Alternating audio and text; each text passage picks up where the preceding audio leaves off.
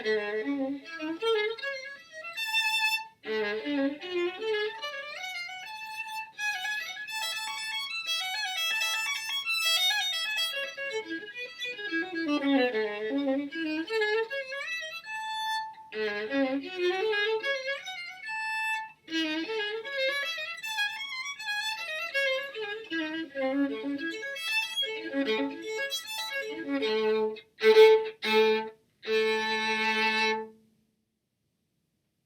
friends, welcome to my channel.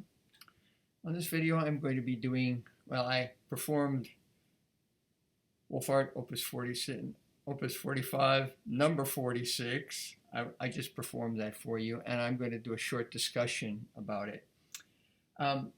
It starts out, there's not very many fingerings in the part. It starts out in half position. So you're going to be playing in half position for the first 3 beats, and then in the 4th beat of the first measure, you come back to first position. It's going to happen several times through the piece. I notice in bar 3, we start in half position, and then we move in the 2nd beat to first position. I would suggest on the 2nd line as an example that you play they have harmonic high E. That's kind of a little tricky. I played them solid to make sure it sounds clean, and then the open E will come out. At the end of the 2nd line, the very end of it, I suggest you use a 4th finger on C sharp coming down to get back to half position.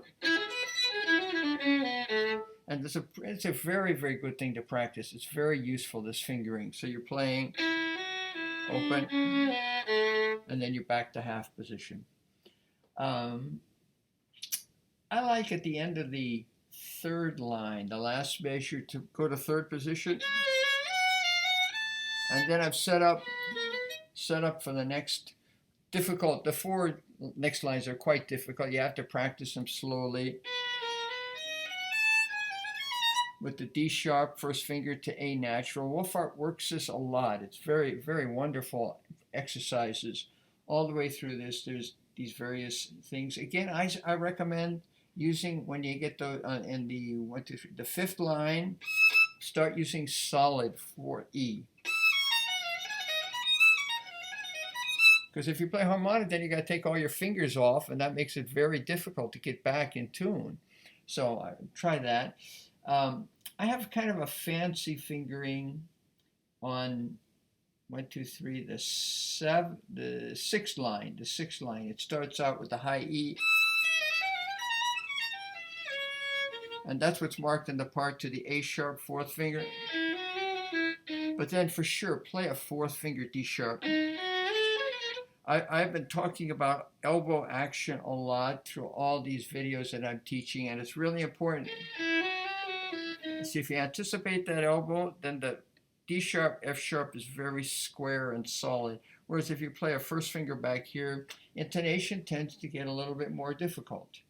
I do my shift at this point. Again, there's always a sense in my mind of squaring things up, and this helps square me up. I'm right in 3rd position. Easy to adjust the A natural to A sharp. Stay there all the way through there. That's all good. And maybe I'll start counting from the bottom. 5 lines from the bottom in the 2nd bar. I'm in 3rd position, the 2nd bar, and I shift right back to half position. I stay in half position, and it sets me up for the next measure. In the next line down, which is 4 from the bottom, I do a fingering that goes to 4th position. So I'm shifting 2nd finger on the F sharp. I don't know if is that legal? Because I mean, this book is supposed to be like 1st, 2nd, and 3rd position. Ooh, we're using 4th position. Well, don't tell anybody. So we're here, and then we shift back to 3rd. Makes it, again, really set up nice. Notice I'm always playing the solid high E. See how we're going? Yeah, 3 lines from the end. Again, same thing. 2nd bar, come back to half position.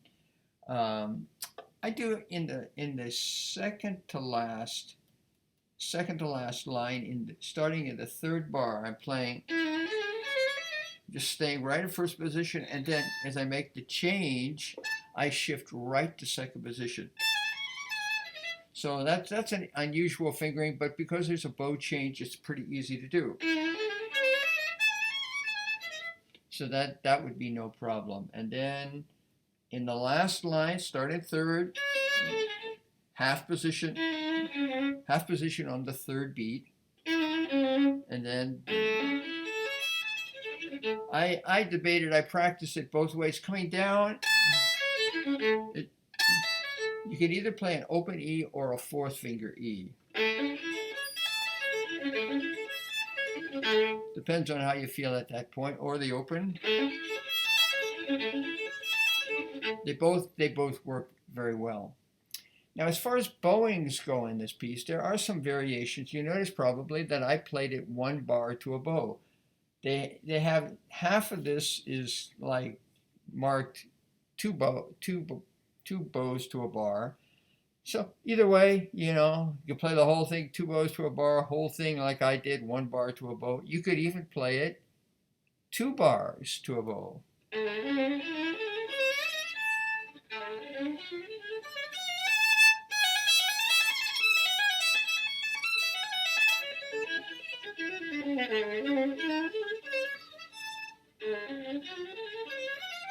So you see how that can work also, just as a control and sustain your stroke, and even having to do a little bit of this.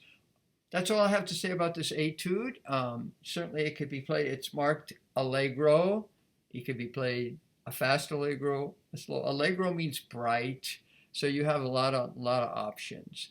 And so obviously you could play it slower if you want to take da da da da da da da da. You could, all those things are possible. So thanks very much for listening. I hope this helps you somewhat to feel more comfortable with this piece. It's in the 40s. We're almost to the 50s.